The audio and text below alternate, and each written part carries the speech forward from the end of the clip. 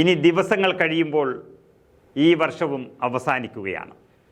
Indian രാഷ്ട്രീയത്തിൽ സുപ്രധാന മാറ്റങ്ങൾ ഉണ്ടാക്കിയ നിയമസഭാ തെരഞ്ഞെടുപ്പുകളാണ് ഒരു വർഷത്തിനുള്ളിൽ കടന്നുപോയത്. നമ്മൾ വളരെയധികം വിലയിരുത്തേണ്ടുന്ന ഒരു കാര്യമുണ്ട്. കോൺഗ്രസ് അവസാനിച്ചു എന്ന് പറയുന്നവർ ഒരു കാര്യം അറിയുക. ഒരു വർഷത്തിനുള്ളിൽ ഇങ്ങോട്ടുള്ള കണക്കെടുത്താൽ കർണാടക, ഹിമാചൽ പ്രദേശ്, തെലുങ്കാന എന്നീ പുതിയ 3 സംസ്ഥാനങ്ങളുടെ ഭരണം കോൺഗ്രസ് പിടിച്ചെടുത്തു. പകരം കയ്യിലുണ്ടായിരുന്ന രാജസ്ഥാനും ഛത്തീസ്ഗഡും നഷ്ടപ്പെടുത്തി. 2 പോകുമ്പോൾ 3 സംസ്ഥാനമാണ് പിടിച്ചെടുത്തത്. അപ്പോൾ കോൺഗ്രസിനുണ്ടായ രാഷ്ട്രീയ ലാഭം നമുക്ക് മനസ്സിലാക്കാം. കയ്യിൽ കിട്ടുമെന്ന് പ്രതീക്ഷിച്ചിരുന്ന മധ്യപ്രദേശ് BJP തന്നെ നിലനിർത്തി എന്നുള്ളതാണ് പ്രധാനമായും ലഭിച്ച ഒരു തിരിച്ചടി എന്ന് പറയുന്നത്. ഈ സംസ്ഥാനങ്ങളിലെ കോൺഗ്രസിൻ്റെ സ്ട്രാറ്റജി മാത്രം നോക്കി പരിശോധിക്കുകയും വിലയിരുത്തുകയും ചെയ്താൽ മാത്രം നമുക്ക് കാണാൻ കഴിയും, കോൺഗ്രസ് എവിടെയും തോറ്റിട്ടില്ല.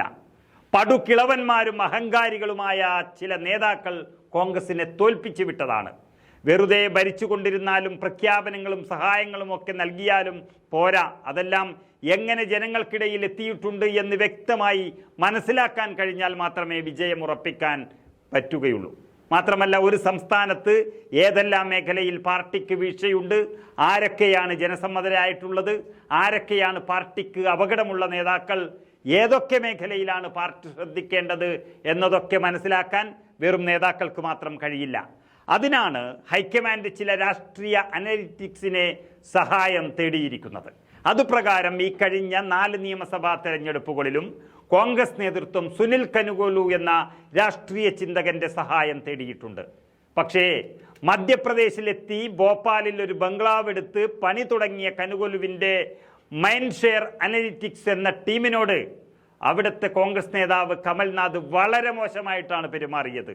രാഷ്ട്രീയക്കാരല്ലാത്തവർ വന്ന് ഇവിടെ ആളാകേണ്ടെന്നും 3 ദിവസത്തിനകം കെട്ടും കിടക്കയും എടുത്ത് സ്ഥലം വിട്ടോളണമെന്നും അന്ത്യശാസനം നൽകുകയാണ് ഉണ്ടായത്. എന്നാൽ കനുഗോലു എടുത്ത നിലപാട് 3 ദിവസമല്ല 3 മണിക്കൂറിനകം അവർ സ്ഥലം വിട്ടു. തങ്ങൾക്ക് വേണ്ടെങ്കിൽ തനിക്കും വേണ്ട എന്ന മുന്നറിയിപ്പും അദ്ദേഹം നൽകി.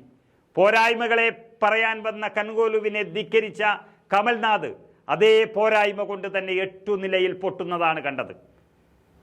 രാജസ്ഥാനിൽ പോകുമ്പോഴും ഇത് തന്നെയായിരുന്നു അവസ്ഥ. ഒരു സുനിൽ കനുഗോലുവും ഈ രാജസ്ഥാന്റെ മണ്ണിൽ കാല് കുത്തിപ്പോകരുതെന്ന് അഹങ്കാരം പറഞ്ഞു അശോക് ഗെഹ്ലോട്ട്. കനുഗോലു അവിടത്തേക്ക് പോയില്ല. പക്ഷേ അദ്ദേഹം നടത്തിയ രഹസ്യ സർവേ അനുസരിച്ച് 40ഓളം സിറ്റിംഗ് MLA-മാരെ മാറ്റണമെന്ന് ഹൈക്കമാൻഡിന് റിപ്പോർട്ട് നൽകി. പക്ഷേ ഗെഹ്ലോട്ട് ഇതൊന്നും ചെവികൊണ്ടില്ല. അവസാനം വോട്ടെണ്ണുമ്പോൾ ഈ പറഞ്ഞ MLA-മാരെല്ലാം തോറ്റു. രാജസ്ഥാനിൽ കാല് കുത്താൻ ജനങ്ങളുടെ ഇടയിൽ കഴിയാതെ പോയത് കനുഗോലുവിനല്ല, ഗെഹ്ലോട്ടിനാണ്. ഛത്തീസ്ഗഡിൽ നോക്കുമ്പോൾ കനുഗോലുവിനെ അപമാനിച്ചു വിട്ടില്ലെങ്കിലും കനുഗോലു പറയുന്നതൊന്നും കേൾക്കാൻ ഭൂപേഷ് ബാഗൽ തയ്യാറായിട്ടില്ല. പ്രിയങ്ക ഗാന്ധിയുടെ രാഷ്ട്രീയ വിവരമില്ലാത്ത ഒരു ടീം അവിടെ പ്രവർത്തിച്ചു. അതാണ് ഭൂപേഷ് ബാഗൽ ചെവികൊണ്ടതും അവസാനം തോറ്റു തൊപ്പിയിട്ടതും. എന്നാൽ സുനിൽ കനുഗോലുവിൻ്റെ വാക്കുകൾ അക്ഷരം പ്രതി അനുസരിച്ച തെലുങ്കാനയിലെ കോൺഗ്രസും രേവന്ത് റെഡ്ഡിയും തകർപ്പൻ വിജയം നേടി തെലുങ്കാനയിൽ അധികാരത്തിൽ വന്നു. കുറച്ചു മാസം മുൻപ് ഇതിന് സമാനമായിരുന്നു കർണാടകയും. കനുഗോലു പറഞ്ഞത് കേട്ടു അവിടുത്തെ നേതാക്കന്മാർ വിജയിച്ചു വന്നു. ഇതിനെ വേണമെങ്കിൽ കനുഗോലു മാജിക് എന്ന് വേണമെങ്കിലും വിളിക്കാം. ഇത് പറയാൻ പ്രധാനപ്പെട്ട ഒരു കാരണം, കനുഗോലു ഇപ്പോൾ പ്രവർത്തിക്കുന്നത് ഒന്ന് കേരളത്തിലാണ്. KC വേണുഗോപാലിൻ്റെ പ്രത്യേക നിർദ്ദേശപ്രകാരമാണ് കനുഗോലും ടീമും കേരളത്തിൽ പ്രവർത്തിക്കുന്നതെങ്കിലും അത് ദഹിക്കാത്ത കുറച്ച് നേതാക്കന്മാർ കേരളത്തിലുണ്ട്. എല്ലാവരെയും കിളവന്മാർ എന്ന് പറയാൻ കഴിയില്ല.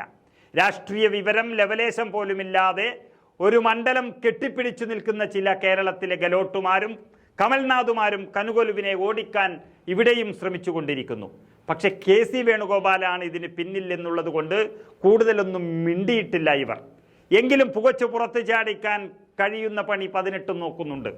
എന്നാൽ ഒരു കാര്യം പറയട്ടെ, വരാനിരിക്കുന്ന തെരഞ്ഞെടുപ്പിൽ ഏതിലായാലും ദിവസവും നടത്തുന്ന രാഷ്ട്രീയ പ്രവർത്തനത്തിലായാലും ഒരു സ്ട്രാറ്റജിയും ഇവർക്കില്ല.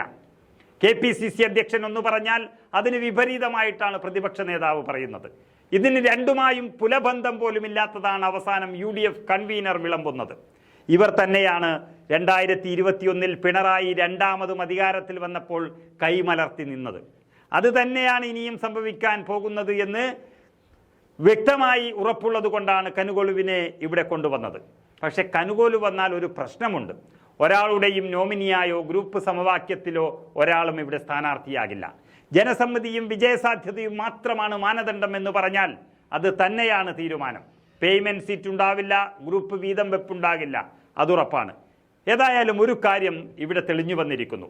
ആധുനിക സംവിധാനങ്ങളെയും രാഷ്ട്രീയ തന്ത്രങ്ങളെയും വിലക്കെടുക്കാതെ പഴഞ്ചൻ രീതിയുമായി പോയി തോറ്റു തുന്നമ്പാടിയ കമൽനാഥിൻ്റെയും ഗെലോട്ടിൻ്റെയും സ്ഥിതി കണ്ടതിന് ശേഷം കനുകോലുവിൻ്റെ അംഗീകാരം 10 ഇരട്ടി വർദ്ധിച്ചിരിക്കുകയാണ്.